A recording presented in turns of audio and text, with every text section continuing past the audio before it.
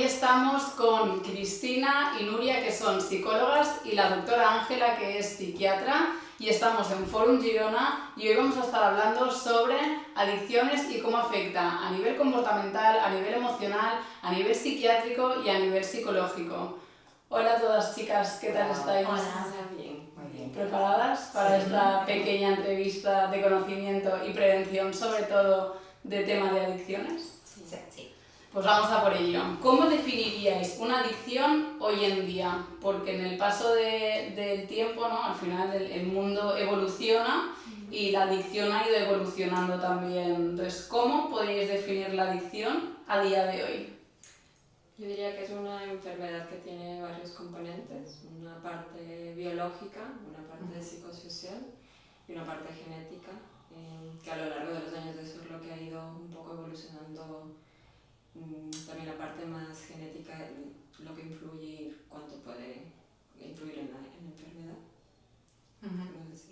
Yo creo que también es importante tener en cuenta el factor conductual y cognitivo. Desde la psicología es algo que aquí se trabaja mucho y bueno, creo que al final también hay un factor muy grande que es el aprendizaje, cómo aprendemos a ir gestionando, y en el momento en el que tienes el contacto con la sustancia es muy sencillo aprender a gestionar estas emociones desagradables a través de algo corporamental, bien sea con la sustancia o otro tipo de adicciones que son más conductuales, ¿no? Pero sí. Sí, de hecho el auge, ¿no? El conocimiento que tenemos ahora de otro tipo de adicciones, más allá de las sustancias, que quizás es la que todo el mundo tiene en mente, la aparición de nuevas adicciones comportamentales, como tenemos a los videojuegos, al juego patológico, y que cada vez se están considerando muchas más, como a pantallas, a compras, al sexo, al ejercicio físico. Entonces sí que es verdad que han ido apareciendo y se está evolucionando en este aspecto. Conductas que tenemos más normalizadas, ¿no? En nuestro día a día, que ese es el problema, que se normalizan y realmente no deberíamos normalizarlas como tal. No, y además nos ayuda mucho a justificar el por qué nos estamos comportando así, ¿no? Bueno, es que mis amigos lo hacen, bueno, es que también lo hace mi padre, o es que también lo hace mi madre, y es que a él no le pasa nada. Y claro. También la validación social, bueno, de estos temas supongo que ya habrá para poder hablar, pero creo que es un factor muy importante. La comparativa y las excusas. Claro, y el autoengaño, este tipo de cositas que hacen que no aceptes que tienes un problema, ¿no? Una dificultad para afrontar tu día a día. Claro. ¿Qué factores psicológicos y sociales suelen estar presentes en el origen de una adicción, ya sea una situación traumática en la infancia o en la adolescencia, o un vacío o baja autoestima, o incluso la presión social, ¿no? Hay muchos, o nos hemos encontrado muchos jóvenes que han empezado a consumir cannabis, por ejemplo, por esa presión social, o que han empezado incluso a apostar porque el grupo de amigos hacían apuestas y... Entonces, ¿cuáles son estos factores tanto psicológicos y sociales? Yo creo que la presión social aquí juega un papel importante, sobre todo en la adolescencia, no tanto en la infancia, pero sí en la adolescencia, que además es cuando tienes ese primer contacto con la primera sustancia de todas, o en gran parte, que es el alcohol, ¿no? Y aquí entramos en el círculo, ya desde la adolescencia, ¿no? El sentirse parte de un grupo incluso, y también la parte de gestión emocional, de saber cómo gestionar ese miedo a sentirme rechazado, a cómo aceptar un no, a sentirme vulnerable incluso, y no tener esta presión social de hacer determinado comportamiento o consumir determinada sustancia por si me rechazan, por ejemplo. Esta primera adolescencia puede ser un gran detonante. Yo creo que hablando de esto de la dificultad de gestionar también el tabú para consultar en salud mental, el pensar que yo como adolescente no debería tener las habilidades sociales para interaccionar y no las tengo, pues es porque tengo un problema grande y por ende no acudo. Claro. Del tabú que también se tiene sobre el acudir tempranamente a servicios de salud mental. Claro, y que al final todo, un poco lo que decía al principio, ¿no? De trauma, vacío emocional, la presión social, la baja autoestima, todo viene a ser un poco lo mismo, ¿no? O sea, una cosa acaba desencadenando en otra, entonces es importante atender también a los signos incluso en la infancia, ¿no? Desde ya los adultos, los padres y demás, poder identificar también esas dificultades y que realmente el tema de salud mental o ciertas dificultades en habilidades no es ningún problema, sino que al final, bueno, hay que afrontarlo para poder mejorar y que pedir ayuda realmente, que esto se dice mucho, obviamente no es de débiles, pero es que se trata de que sigamos creciendo, o sea, no solo en la infancia, sino que durante toda nuestra vida, ¿no? En algún momento todos pedimos ayuda, aunque no sea un profesional, pero es que el ser humano somos seres sociales y necesitamos de los demás. Y no eres ni más ni menos por el hecho de pedir ayuda en un momento dado. Y tener un entorno que te valide esa solicitud o esa demanda. Yo creo que aquí es importante porque cuando una persona está pidiendo ayuda, lo que necesita es que no la invaliden, no le digan, oh, es que eres un exagerado, eres un exagerado. No es para tanto, no, hombre, no si pasa, no pasa nada. Sí, exacto. Sí. Yo creo que ahí es una temporada, ¿no? Esto Sí, se te sí. pasa... Exacto. Se te pasa la tontería en un momento. Sí. Va O por ahí. otra gente tiene problemas más grandes que esto, por ejemplo. Claro. Entonces yo El, creo que el disminuir, Sí, ¿no? sí. La sensación de malestar de esa persona que está pidiendo ayuda. Claro, sí, desde sí. la validación se puede construir mucho más que desde el no, esto no pasa nada, no es para tanto. Desde la invalidación emocional, al final invalidamos a esa persona totalmente. Sí. Desde la psiquiatría, esta es más para ti, Ángela, desde la psiquiatría, ¿cómo se valora la necesidad de medicación en un tratamiento por adicciones? Porque muchas veces, a veces puede haber cierta controversia, ¿no? Es como, bueno, voy a un centro de adicciones, pero no quiero que me mediquen, o no quiero tomar ningún tipo de medicación, y me da miedo también dejar de ser yo si me tomo esta medicación. Entonces, desde la psiquiatría, ¿en qué se basa para decidir? Yo aquí lo definiría en 2 puntos. Primero, la innegable patología dual, o sea, que aparte del consumo se ha comprobado que hay mucha comorbilidad de que hay una patología de enfermedad mental previa al consumo. Que lo que nos dice esto, que hay una parte biológica, hay un cambio biológico, una base neurobiológica de una disfunción neuronal cerebral, casi siempre serotoninérgica, que nos permite tratar el síntoma de base que después se encontró como cura, el consumo del tóxico. Esta como un primer punto de iniciar un tratamiento farmacológico. Y el otro punto es que cuando hay un consumo de una sustancia de manera crónica, se van habiendo cambios a nivel biológico, se genera una nueva conexión neuronal. De hecho, eso es los últimos estudios que se han comprobado, es que el consumo crónico de una sustancia o una conducta adictiva lo que genera es una nueva conexión neuronal para poder generar más dopamina en un área del cerebro. Claro, estos cambios generan otros cambios en el cerebro que pueden producir sintomatología como ansiedad, depresión, insomnio, y que si bien es cierto se pueden tratar a largo plazo sin medicación y con abstinencia, pues nos ayuda también a dar un tratamiento adecuado al principio, en las primeras fases, sin que lo tenga que pasar mal la persona que está iniciando este proceso. Entonces, un poco estas 2 bases de la adicción, de la parte más biológica, cómo funciona la enfermedad. Vale, muy interesante. ¿Qué evidencia científica respalda los tratamientos actuales que combinan la intervención psicológica, médica y social, ¿no? Un poco desde el enfoque biopsicosocial que trabajamos desde Forum.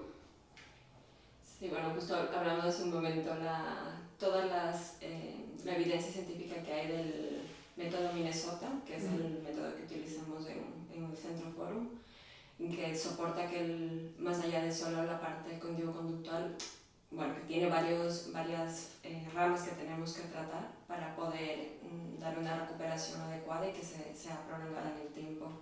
A nivel científico es esto, todos los estudios que hay sobre el método Minnesota. Claro. Sí, estoy completamente de acuerdo. Además es que el tema de poder sostener al paciente desde diferentes puntos o diferentes vértices creo que es también lo que le va a dar a largo plazo una mejor adaptación. Al final creo que es lo más acertado, más que trabajar no solo desde solo desde lo biológico, solo desde lo conductual o solo desde lo cognitivo o social incluso. Creo que lo más acertado es, vale, vamos a tener en cuenta todos estos vértices y vamos a trabajar en cada uno de ellos porque en todos seguro habrá tenido dificultades. Entonces, y bueno, los estudios que se han realizado al final son los que demuestran que tienen más evidencia y más efectividad en la recuperación de una adicción, más allá de otro tipo de terapias que quizás también son válidas y que en otros pacientes les pueden funcionar. Sí que es verdad que las distintas investigaciones que se han realizado son las que demuestran que tienen más eficacia en este tratamiento.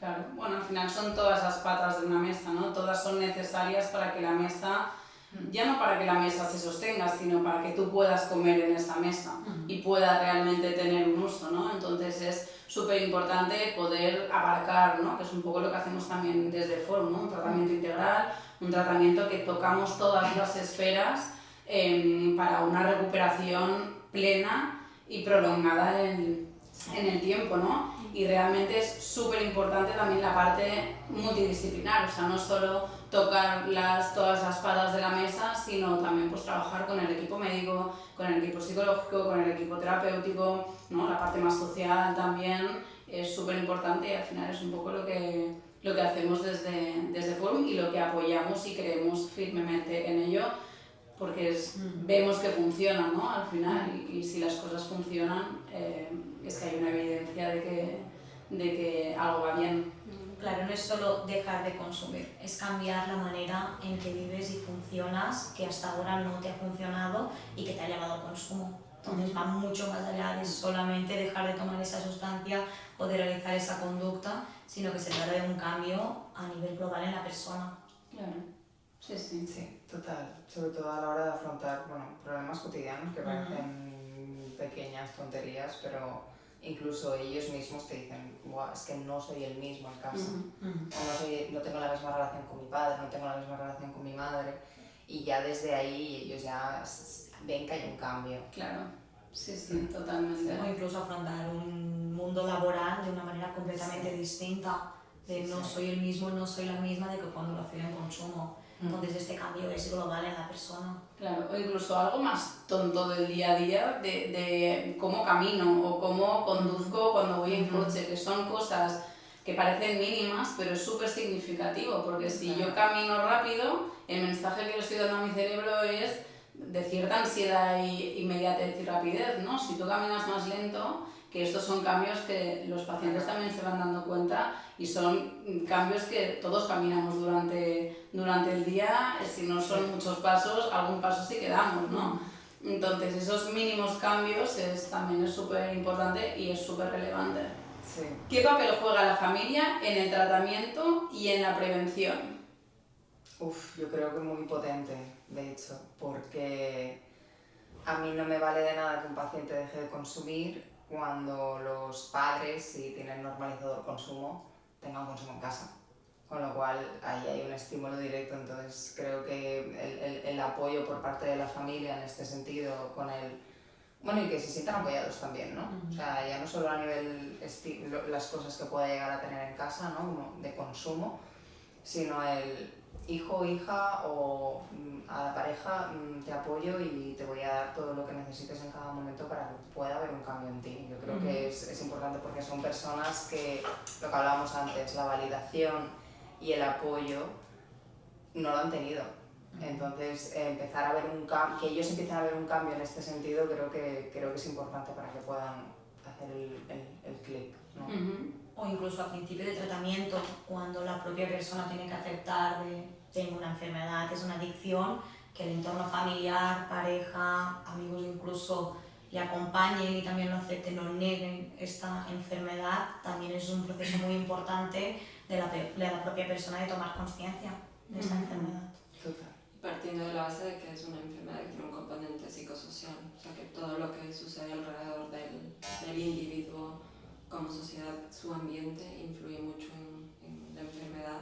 Claro. Y poder también dar una educación de esto, de los patrones, de las conductas, de las dependencias emocionales que se puedan generar, va a influir en el tratamiento y en la recuperación del paciente. Claro, sí. Sí que es verdad que ahí voy a meter un poco de controversia, porque hay muchas veces que hay pacientes que no tienen ese acompañamiento familiar y que en el entorno de casa, en el entorno laboral y demás, no lo tienen fácil y a lo mejor tienen un padre, una madre, un hermano que es adicto y tienen consumo en casa, entonces también se pueden agarrar a la excusa de, bueno, es que mi entorno familiar no me ayuda, entonces tengo más facilidad de recaer, ¿no? En este sentido. Es decir, yo considero que sí que es importante y fundamental el apoyo y tener un entorno, ¿no? que ayude y favorezca a la recuperación del paciente, pero es que no todo el mundo tiene la misma suerte de poder tener ese acompañamiento y que la familia se involucre en el tratamiento, que eso es lo ideal, pero no es imprescindible para poder recuperarse, ¿no? Hay mucha gente también que no tiene ese entorno y que también se recupera, ¿no? Entonces, O incluso que no quiere que su Claro. familia participe del proceso de recuperación. Exacto.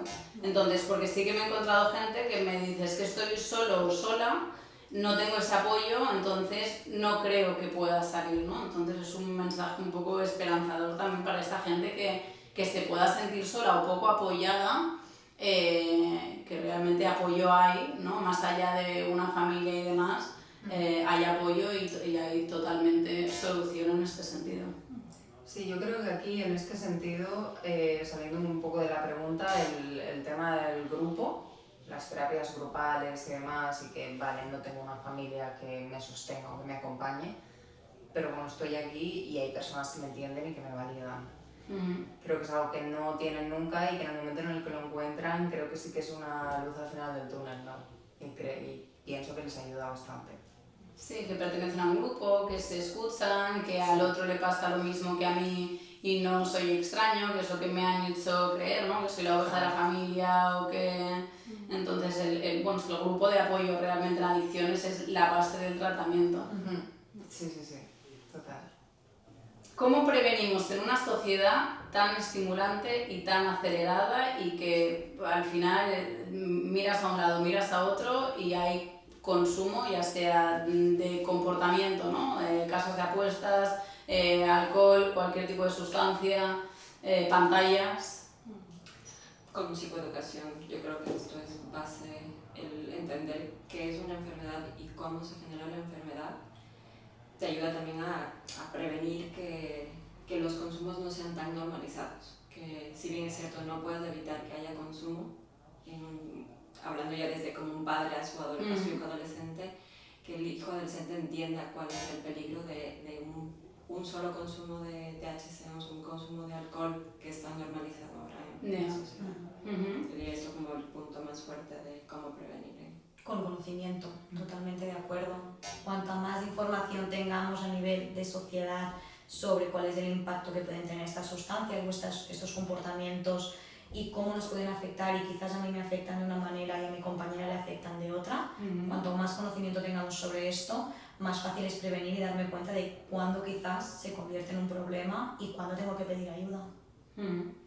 Y yo creo que dar acceso también a información válida y con evidencia, porque evidentemente estamos rodeados de muchísima información, y el que sobre todo los adolescentes y los más jóvenes tengan acceso a información que, bueno, pues que muestre evidencia, que no normalice tanto el consumo y que haga que se puedan llegar a cuestionar este tipo de cosas, creo que es muy importante, porque evidentemente hay muchísimos mensajes en redes, en medios de comunicación, que te hacen, bueno, pues eso, normalizar el consumo de cualquier cosa, y creo que tampoco es lo más acertado, ¿no? Entonces, pues eso, el poder facilitar que se pueda acceder a información que sí que tenga una base. Una base científica y una base realmente válida. Y lo pensaba ahora, aparte de información sobre cómo la enfermedad funciona, o sea, de la adicción, también información de qué hábitos pueden prevenir o qué pueden ser sanos para un día a día, como tan importante el dormir o el tener los hábitos de comida regulares, el tener una actividad de ejercicio que nos permita también generar esta dopamina y serotonina que necesitamos, aparte también de cómo funciona la enfermedad, que sea más común escuchar cuáles son los hábitos y desde una parte científica que pueden prevenir el tener conductas o consumir una sustancia. alternativas, ¿no? También de ocio saludable, de hábitos saludables que nos hagan realmente sentir bien, y no que nos hagan sentir bien en el momento, sino que la cosa es construir el bienestar de cara a medio y largo plazo, porque a lo mejor, o sea, no hay que esperar, o la sensación de hacer deporte cuando acabas es muy placentera, pero no dura durante todo el día, ni mucho menos, pero a medida que tú vas haciendo deporte, todo eso ayuda muchísimo en un estado de ánimo, en, ¿no?, esa segregación también de dopamina, endorfinas, todo eso ayuda muchísimo, pero sostenido en el tiempo, obviamente, y con pues una continuidad, que lo complicado realmente es mantener, ¿no?, esos hábitos, porque la tendencia del ser humano es irse para ahí en lugar de para ahí. Y también por cómo funciona el mundo, que vamos, claro, nos obligan a ir acelerados.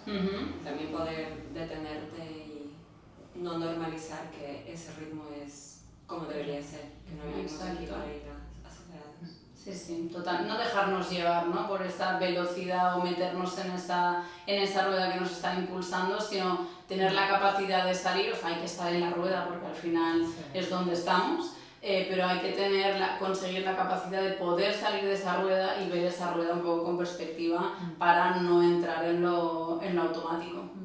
Bueno, la parte de priorizar nuestro bienestar, tanto físico como emocional, es un elemento de prevención al consumo de sustancias, por ejemplo, impresionante, porque al final lo que yo hago es encontrar alternativas para gestionar, expresar o sostener ese malestar que determinada situación me está generando. Totalmente. Vale, chicas, para ya cerrar la entrevista, me gustaría que a cámara dierais algún consejo o algo que os salga de dentro. ¿Qué podríais aconsejar a alguien que nos puede estar escuchando? Que esté bien, que no esté pasando por un buen momento, de algún familiar, de uno mismo, algo genérico, que os salga de dentro.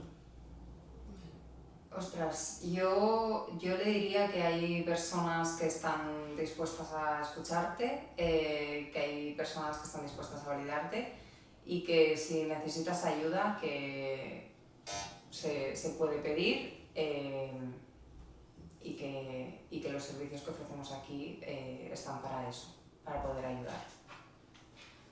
Yo, si tengo que decir algo, es que a veces vemos la salud mental o dejamos que se lleve a un límite muy extremo cuando pedimos ayuda, y que no hace falta. Como si me duele una uña del pie y me preocupo y voy al médico, esto es lo mismo. Si sientes que hay algo que no va bien, que necesitas ayuda, que necesitas un consejo, no tardes en buscar ayuda, porque no hace falta.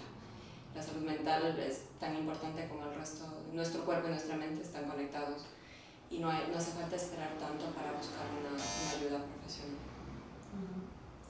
Yo diría que la clave es actuar antes de que sea un problema. A la primera señal que a mí me parezca que está fuera de lo normal o que mi entorno me hace saber, pedir ayuda o consultar con algún profesional de salud mental puede ayudar a prevenir y a resolver muchas dudas que en ese momento yo tengo.